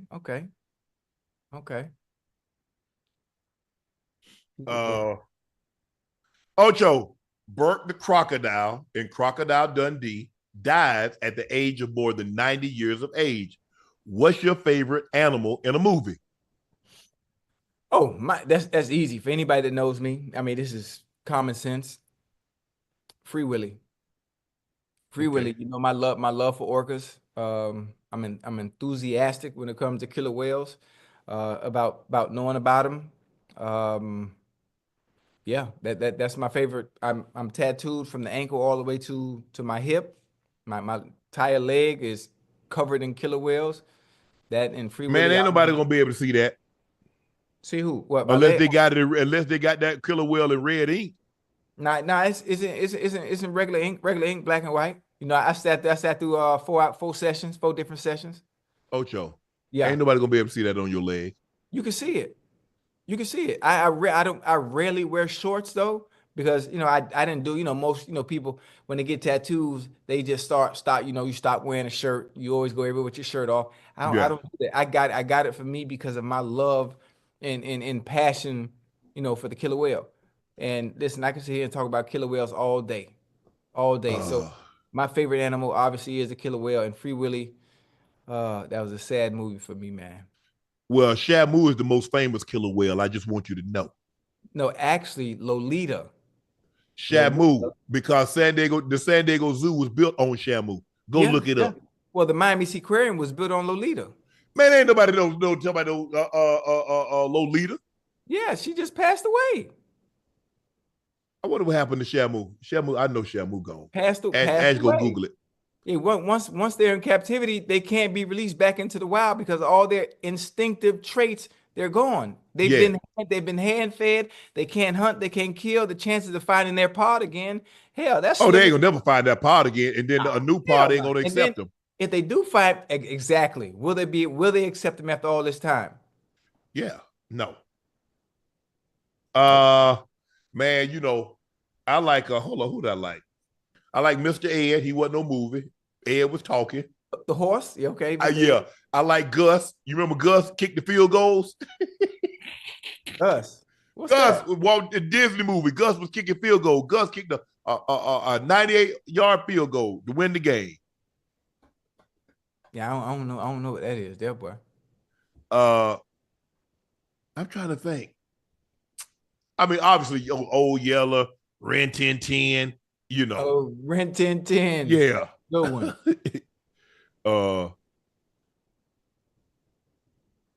Yeah, but I mean, if you take that animal out of the wild and then you're not gonna, why you take it if you know you can't really re-release it back into the wild? Yeah. I mean, a whale that size, man, you need to have like 50 acres, 100 acres. And that's instead of that little ass pool, he's swimming round and round in circles. Yeah, that's always been the issue with captivity. Obviously, why I stopped supporting it once I became familiar with watching the documentary Blackfish. For those of you Oh yeah, he killed that woman. I saw that movie. Yeah, yeah, he killed his trainer. Miss Dawn, yeah, Dawn. Yeah, he drug her down. Tillicum. Tillicum, Yeah, yeah. her hair was Uh, hanging. And it's Benji, you yeah. like Benji, right? Remember Benji? Yeah. Man, I ain't seen Benji in years, man. Boy, that's a good one, boy. Hold on, I got one for you. What? Remember Lassie? Oh yeah, I remember Lassie. Oh yeah. The collie was famous because of Lassie. Yeah. What about Old Yellow? Yep. Mm-hmm. Yeah, Old Yellow. That's Old Yellow was a Labrador no, retriever. no, it was a golden retriever. Yeah. That was a good movie. Oh, that bring back some memories, man. Golly. Nah, they need to let me have a raccoon or a possum, but I want a mini. I want a mini horse, a mini cow, and a mini goat. Everybody talk about the Wizard of Oz with Toto, the Cairn Terrier. Oh, that's right. Put that dog. Put the Cairn Terrier on the map. Mm-hmm. Yeah. With a yellow lab. Okay. What so Shamu, what happened? Shamu passed away? Yeah, of course. They all passed away in captivity. 19. We saw Shamu in 97. So who was the Shamu 2? At SeaWorld in San Diego. So what was the other? So how did he get the name Shamu? Because I got a dog. I actually got a They gave me gave me a because I mentioned it. There was a baby Shannon that was born in 1975. Is he still alive? Is it still alive? Absolutely not.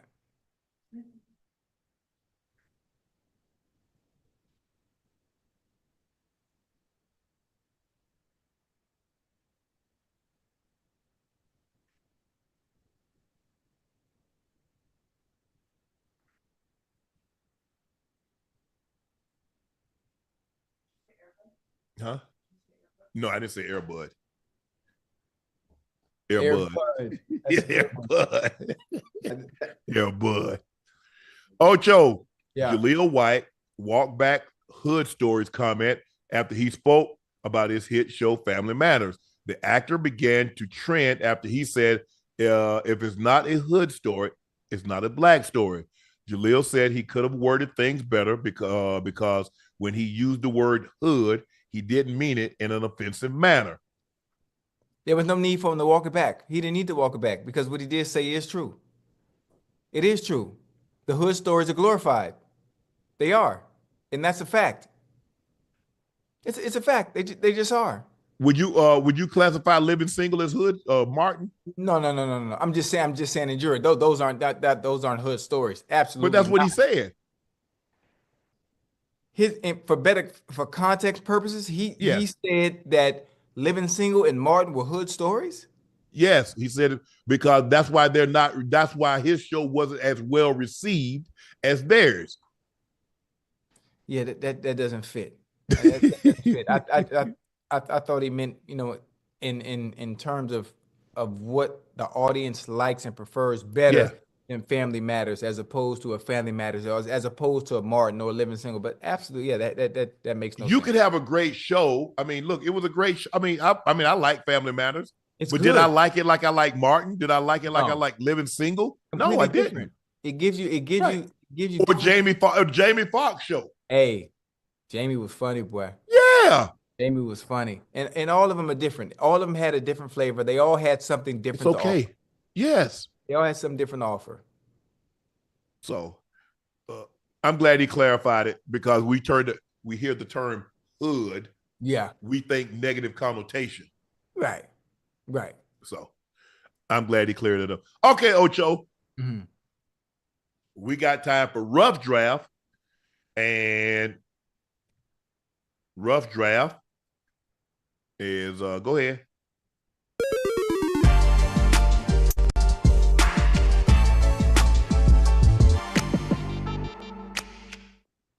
Ooh. Oh. Hey, I'm gonna tell you right now. You finna lose this one. Nah, because I get to go first. Hey, even if you go first, you finna lose this one. Nope. Trust me. He just went first. On what? No, he went first When? because he got to pick ketchup. Why Man, y'all Ash doing? be cheating over Hey, here. why you cheating me, man? Because he got ketchup. Remember, Jordan, didn't he get ketchup? He got barbecue sauce. He got all the condiments. Yeah, he left me a mayo relish.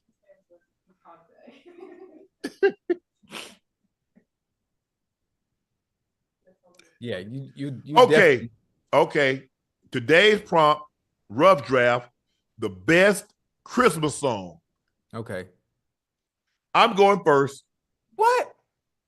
Silent Night. Who? Hold on, you going? Hold on. Wait, you just can't say Silent Night. You have to say who's singing. Now there are different renditions of Silent Silent Night. Night is a Christmas song. I know, but who? I mean, who's singing it? I don't care who's singing it. All right, this Christmas. Wait, hold on. The version. Now I'm gonna give people better context for my choice. This Christmas, Chris Brown version. What you mean, Chris Brown's version? What? I'm saying, what you talking about, Chris Brown? Why you just can't say, No, I'm giving. So listen, go ahead. I'm the listening. song Silent Night, right? Yes. There are a lot of people that sing Silent Night, but it Yes. doesn't just sound the same depending on who's singing it. Now, if you have Silent Night and it's the Temptations, oh my goodness, that's awesome. I But got then all if you Silent have Night. listen, if you have Silent Night being sung by the Tabernacle Choir, it ain't just gonna hit the Mariah same. Carey, All I Want for Christmas. Okay, okay, okay. Have yourself, have yourself a merry little Christmas. And again, for better context, people, so you're on my side, we're going with Frank Sinatra's version. It's beginning to look a lot like Christmas. It's beginning to look a lot like Christmas. That's all right. Little Drummer Boy. I like that one. That was a Little nice Drummer one. Boy. I mean, I can't leave old Frosty off. Old Frosty the Snowman. Okay. Santa Claus is coming to town. Santa Claus is coming. Jackson 5 to Okay. town.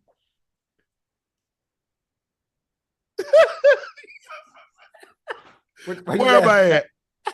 Oh, Yeah, what happened? Why you laughing? cause I'm finna troll you now. Why? What happened? Grandma got ran over by a reindeer.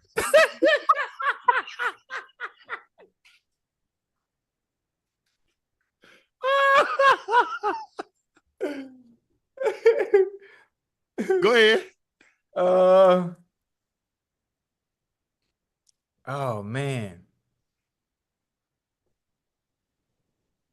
Everything for Christmas. Everything for Christmas. Uh did you let it snow? Let it snow. Let Let it it snow, let it snow. snow, let it snow. Yeah. And for boys to men, let it snow. Okay. Yeah. You know what? We get two honorable mention. I'm gonna go Jingle Bells. Jingle bells. Yeah. Um All I Want for Christmas. I already got that one. You did? Yeah. Mariah. Okay. You said Frosty the Snowman already, I right? got Frosty too. Uh okay. I see Christmas in Harlem. Okay. And my last but not least, the legendary Miss Whitney Houston, Joy Mm. to the World, in the Joy Georgia Mass to the Choir. world.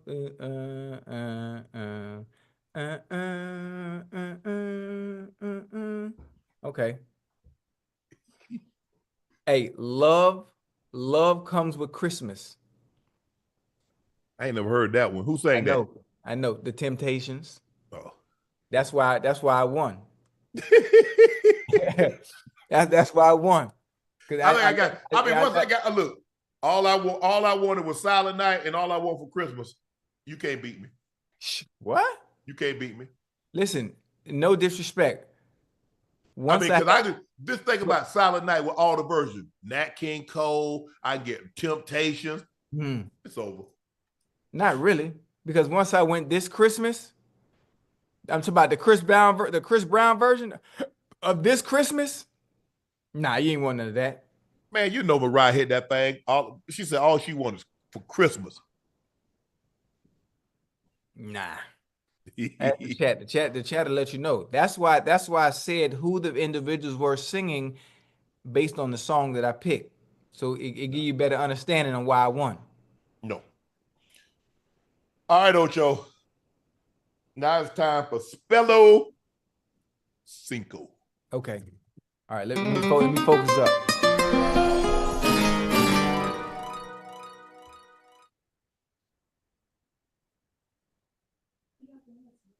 Where they at? All right, Ocho, your first word.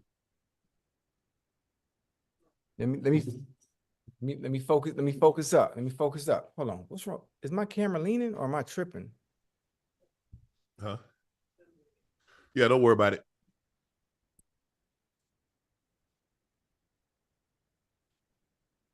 Ocho, neither one of us picked Rudolph the Red-Nosed Reindeer. And you know what? And if I did, but we left Rudolph off. Yeah, I did. And if I did pick Rudolph the Red-Nosed Reindeer, I would have picked the Jackson 5 too. Just FYI.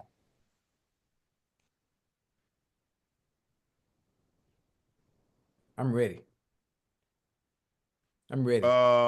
Myrrh is a reddish brown fragrant sap-like resin. Myrrh. That's the word? Yes, myrrh. Myrrh. I'm assuming I'm gonna take a wild guess. I'm gonna go M-U-R. Myrrh. That would be incorrect. What? It would be M-Y-R-R-H. Myrrh. What? Yep. That makes absolutely no sense at all. Whoa. What makes absolutely no sense is you spell it M-U-R and think you got it right. Yeah. Myrrh. The English language, when we're taught as kids, as an adolescent in school, to sound it out. Myrrh. Sound like you misspelled it.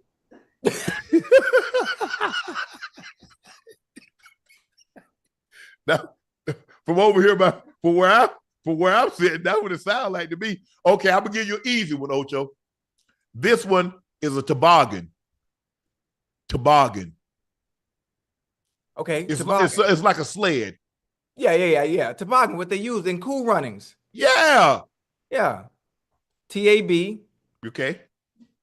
O-G-A-N. That would be incorrect again. What? It's T-O-B-O-G-G-A-N. Toboggan. Hold on. Let me regroup. Okay. Regroup. Let me regroup. Let me get, because this is the second time now I'm not doing well in Spello Cinco. Now something is right and people gonna think something wrong with me. Yeah. Let me No, you got it right. Something ain't right. Okay. Boom. Okay. I'm ready. Bow. Huh? Okay, let me go. I'm gonna give you this one. This was an easy one. Frankincense. Who? Frankincense. Frankincense. Yes. Okay. Now I'm gonna go here. I'm gonna go here based on what I was taught as a kid. Okay. I'm sounding it out. I'm thinking of other words like Frankenstein, right? Okay. So I'm gonna go Franken and then I'm gonna go sense. Okay. Now, I could be wrong, but if I'm wrong, then it's not my fault. It's the way we were taught here, you know, in the school district. So F-R-A. Okay. N-K. S-T-E-I-N. Right? Sense. Nope, you're not right. I'm wrong? Frankincense. F-R-A-N-K-I-N-C-E-N-S-E. Frankincense. Man, golly, man. I don't know what is going on. This is just preposterous. It is. You know what, Ocho? You get these flowers. A lot of people get these flowers this Tulip. time of the year. Poinsettia. Who? Poinsettia. A poinsettia. Poinsettia. Point. Okay. I like what you did there. I like what you did. The way you said point. So that lets me know it's POI. Okay. POIN. Mm-hmm. Setia. I'm not gonna say S. I'm gonna go with C. Okay. POINCE. Setia. TTIA. Poinsettia. Well, you made one fatal mistake. You What? took the S out and you should have left it in there. It's Poinsettia. Poinsettia. I had it right though. So You basically had it right. outside of the S. Yes. Okay. Okay. Listen, I might have got it wrong, but I'm feeling good about myself. And that just gave me a little confidence. So that means whatever the next word is, I'm probably gonna get that motherfucker right. I'm ready now. Okay. Bough. Who? A bough. It's the main branch of a tree. Bough. The main branch of a tree? Yes, it's a bough. I mean, I bet it's some old exotic ass word that makes no sense the way it's spelled. Bow. You know what? I'm just finna guess. Now I could be wrong, but Beau, Beau. Now watch that be right. No, that's bow. You're wrong. Bough. Bough.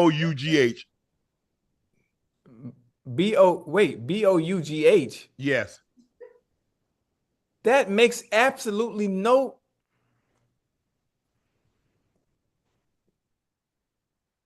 Is this doniferous? The last word is doniferous. Who? Doniferous. Doniferous. Doniferous. Don. So D-O-N. That's how we start. We're gonna sound this. We're gonna bring it home and we're gonna sound it out together. Yep. We break it down in syllables. It's 3 syllables. No, 4. Doniferous. Yeah, 4. Yep. Don. Doniferous. D-O-N-A. No, it's definitely not A. Donif. So D-O-N-I. F-E-R-I-O-U-S. Close. Damn. Doniferous. Doniferous. You know what? I got to go back to the drawing board. I got to study a little bit more. I got to get my thesaurus. I got to go through it from A to Z, look up some words, remember them, because they have a great photographic memory. My memory is like an elephant. That's all I got to do. I got to go back to the drawing board. Yeah. God damn, that was horrible today. Shit. Yeah, that's 2 weeks in a row. Right now, you 0 for 10. All right, Ocho. Now it's time for you to exact your revenge. Okay. Dunk on Unc. Here we go. Questions right here. Now let's see. Okay. All right. Oh, yeah. Okay. Damn, you might get this one right. The chat might get this one right. Okay, you ready? Dunk on Unc. Here we go, baby. Here we go. This active leading rookie. Wait a minute.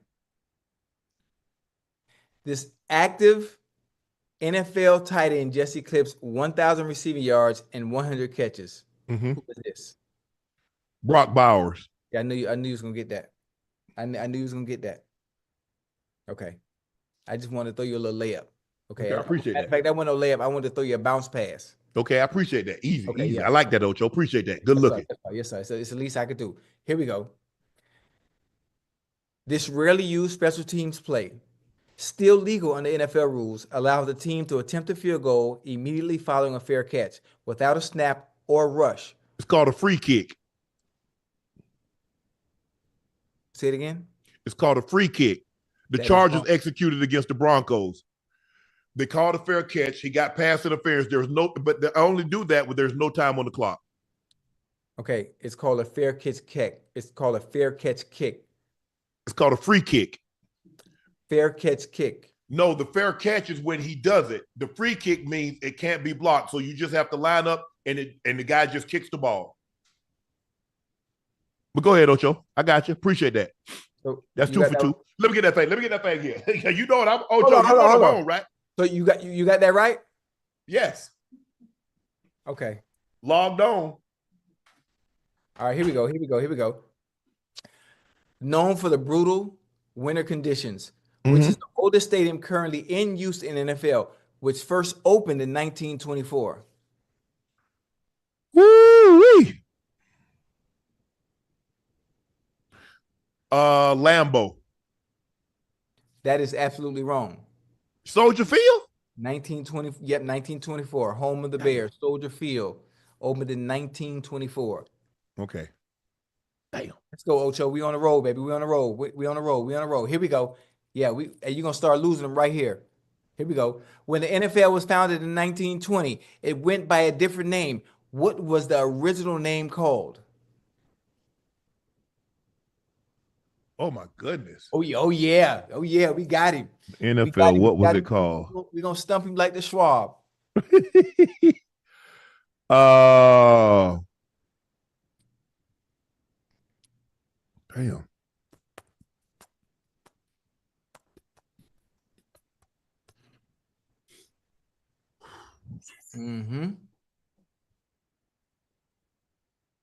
Yeah.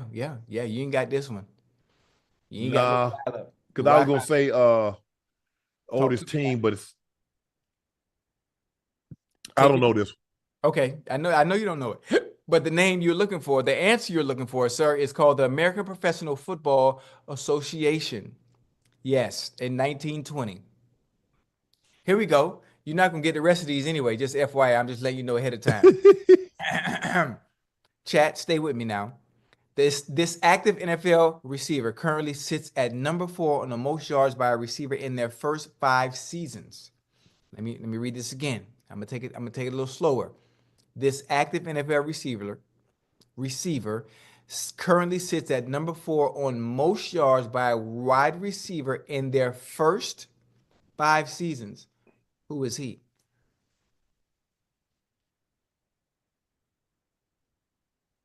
Jamar Chase. That is absolutely wrong, but that's a good answer, being that he is. What is the is it JJ? No, sir. Oh. The answer you're looking for is CD Lamb. He wears a star on his helmet. Oh. Yeah. CD. Oh. Yeah. You ain't doing too good now. Yeah. I told you, see? I gave you some layup. I gave you a layup and a bounce pass for the first 2 questions, and now you're getting the hard ones. Here we go. Monday Night Football debuted in 1970 and has become the blueprint for primetime sports. Which 2 teams played on the first Monday Night Football game, and what was the score? Oh my God! Now you talk about what was the score? No. Hey! It's a 2-part question. It's the last one. It's a 2-part question. What 2 teams debuted on Monday Night Football? Are you cheating? Huh? No, what'd you say? What you mean? What you in your phone? No. My phone's there's my phones. Okay. Well, I don't know. You got something Face off down. to your right. Something off to your right. You were looking at. You were looking down. No, I was thinking, Ocho. Damn. Okay. If you can't, you think you got to look straight. Okay. Yeah. I don't know. Jets, Browns.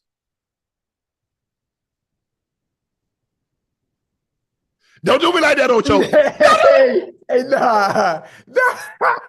Hey, you cheating. Nah. That's it. They told me. Ocho, I told you I was logged on. How you ain't logged in? Somebody logged on for you. Somebody logged on for you. Email.com. Shannon got it again.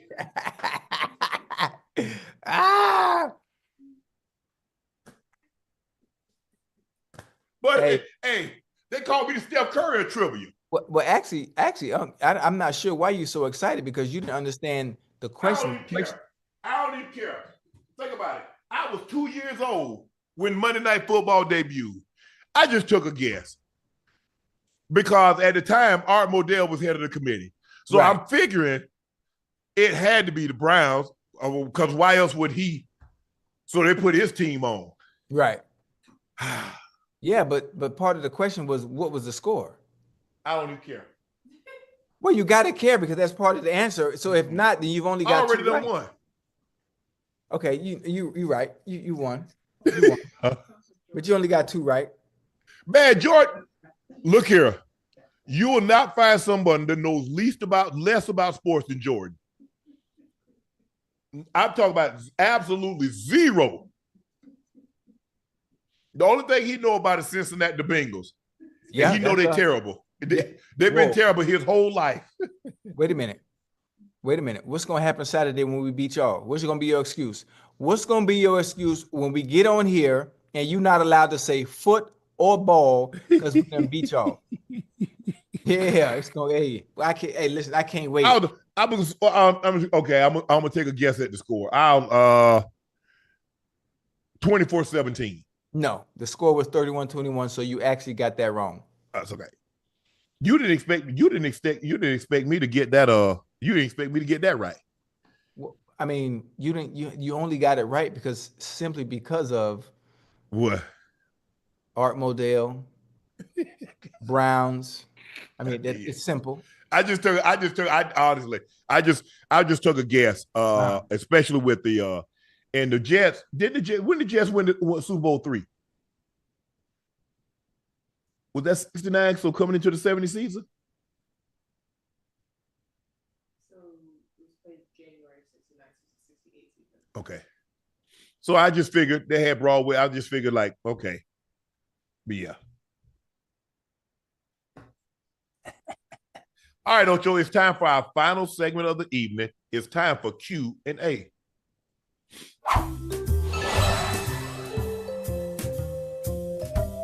I'm trying to figure out how y'all say I cheated. I mean, y'all ain't have it in the y'all ain't have it in the chat. So where am I gonna pull it up at? Alex Griffin said, hey, Unc Ocho, love the show. I would like to get a shout out from you guys. I have just retired from the fire department after 23 years of service. I appreciate you too. Be safe. Alex, congratulations for your service to the community. Yes, sir. Hopefully you were able to, put out a lot of fires, rescue a lot of pets, and even save a few human beings. Hopefully you didn't have to save too many of them, but thank you for your service, bro. We really appreciate that. Thank you so much. Thank you, baby. Y'all talking about my staff. Bruh, do y'all realize my staff know less about sport? I think Ash knows more than Jordan, but ain't nobody getting that one. No, you have to understand. Ain't nowhere in hell, Jordan. if your staff is the brain, they are the brains of what? Behind everything. So what they don't know, they have laptops that they are extremely, extremely savvy with and can find the answer within seconds. Do you understand how happy Ash get when I get it wrong? She got her arms up in the air like she got her pom-pom. I'm like, hold on, wait a minute. Whose side you on over here? Jordan, ain't no sense in me asking Jordan, because Jordan ain't gonna get nothing. The only thing he might get right, the Bengals color. Right. That's the only thing. I promise you that's the only thing Jordan gonna get right. Josiah Moore said, what's good, Unc Ocho? You got it with the calculus math problem, Mr. Harvard, but can we agree O'Reilly isn't quite ready for the NFL yet? Yes. I mean, look, he can make a few qualities. So he's a nice, lively arm. He had a nice 18-yard jump pass where he jumped and threw the ball there, had a nice velocity. But yeah, it's moving a little fast for him right now. Yeah. It's moving a little fast. And he might be a situation, Ocho, where he might be better served in the backup role. And that's okay. Because, there are a lot of guys have outstanding careers, Ocho. Right. Come in, play a couple of games, and get a nice 10-year career. Right. But, yeah, it's moving a little fast for him right now. It really is. Tyron said, why isn't Brock Bowers considered for the Rookie of the Year? He leads all tight ends in reception and yards, tied for second in NFL with reception and eighth in receiving yards. Love the show.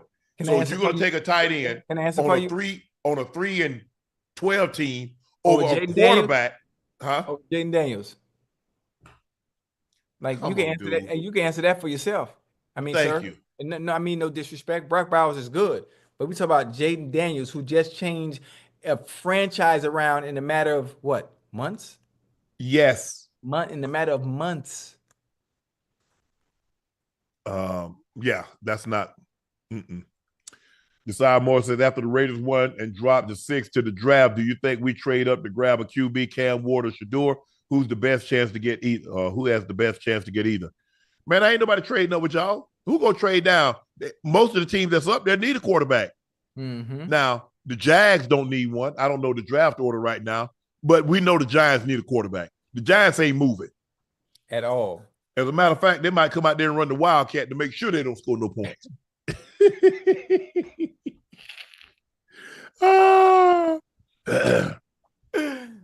I'm trying to think, who is it? Like, who's up there? Who's in the top 10 of the draft selection? Giants, I know what you call them's up there, the Jags, but they're not taking a quarterback. The Patriots, they're not taking a quarterback. Tennessee Titans, they need a quarterback. Why would I trade with the Raiders and I need a quarterback at 4 and I'm going to trade, let y'all get y'all quarterback of the future? Cleveland 5, they need a quarterback. Why would I going to trade with y'all at 6 and let y'all get a quarterback when we need a quarterback? Right. And then Vegas at 6. Nah, I don't see somebody trading with y'all because all the teams now, hold on. Maybe you know what? Maybe the Jags will trade with y'all. They don't need a quarterback. So they'll come out of 2? Yeah, but I want Travis Hunter. So no. Oh, okay. Why would I trade the Patriots? I want Travis Hunter if they don't select me. Right.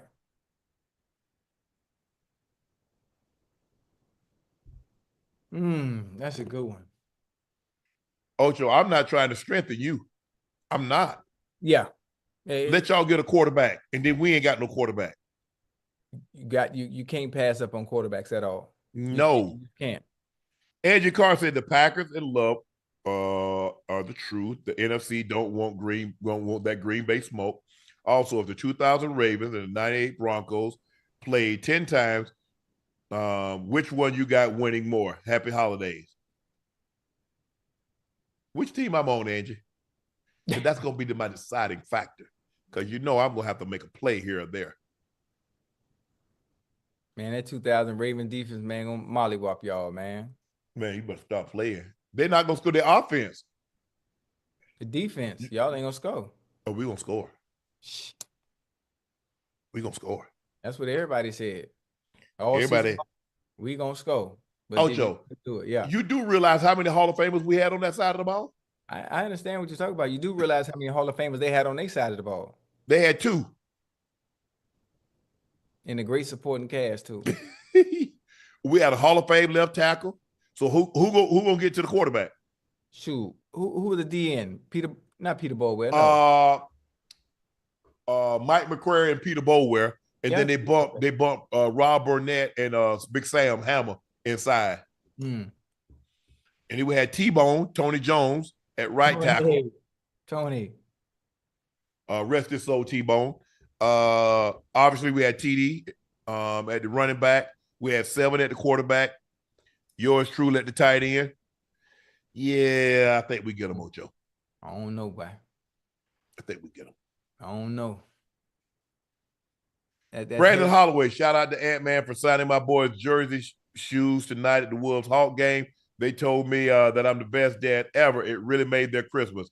Have you ever guys got an autograph from an idol or a famous person as a child? Nope. Man, I'm from the South and country. Who's going to come by famous? Who live in the country? You know what I think about? I ain't get, like I said, Ocho, I went to all those Pro Bowls and I ain't get no autographs. Guys got jerseys and helmets. Right, a lot of people. Right. I ain't get nothing. Yeah. Manning, I ain't get nothing from Manning. I ain't get nothing from Brady. I ain't get nothing from Montana and Marino, Kelly, Warren Moon. None of the guys. Emmett, Barry, Jerry. I ain't get nothing. I'm thinking, Wadouche. Yeah, as a kid growing up, nobody famous. Nobody famous. Now, until I actually became of some type of status, that's when I started to run into people and meet people. There was nobody I was Yeah, like, but oh as a kid, goodness, I nah. gotta have your autograph. It was cool, and they were fans of mine, and it's like, how you a fan of mine, and I'm a fan of your work. What are you talking about? Now there is one person, just to go off topic just a little bit, Unc. I would Yeah. do anything in this world. I would do anything in this world to have a chance to sit down with Daniel Day-Lewis. I'd do anything. I don't Mm-hmm. care where I got to travel to. He's not one that's in the public eye. When it's time for him to work, he works. He becomes submerged in his character, whatever role he's playing. I Uh-huh. I just love, dude. I'm talking about love, and I love acting. I love acting. Three-time Oscar. He's won more Oscars in a lead role than anyone. Listen, dude. If I can't even just shake your hand. That's it. Like that kind of love for Daniel Day-Lewis, man. Jesus Christ. Yeah. I mean, I've been tweeting and asking to meet him. Twitter's so powerful. Twitter always makes things happen for people. I don't think he on Twitter though, Ocho. I know he. I'm just saying. Sometimes you can Yeah. tweet stuff out, and all of a Mm-hmm. sudden, it manifests and it actually happening. Just like that. And I've been through for 10 years. Nobody helped me.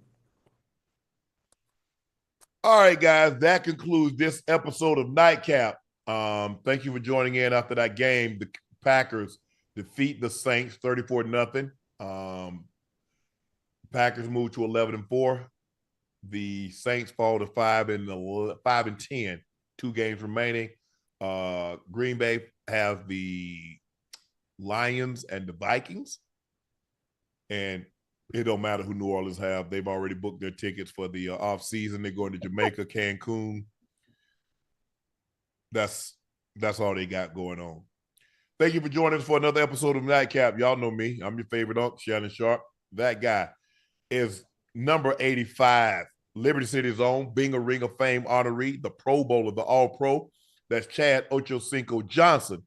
Please make sure you hit that subscribe button. Please make sure you hit that like button and go subscribe to the Nightcap podcast feed wherever you get your podcast from. And we thank you for your continued support.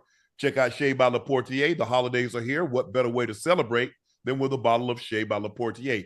If you cannot find it in a city or state near you, just order it and we'll ship it directly to you. Please drink responsibly. Go follow my media company page on all of its platforms, Shay Media, and my clothing company, 84, with 84 being spelled out. We had our new release that just dropped last month, and we've got new t-shirts and sweats, as well as stocking stuffers, such as beanies, koozies, and mugs. Quantities are limited, so please make sure you grab yours while supplies last. All mugs shipped out today, so hopefully you have them by no later than Thursday, Friday at the absolute latest. We thank you. Ocho got his hoodie on. Like that, real nice.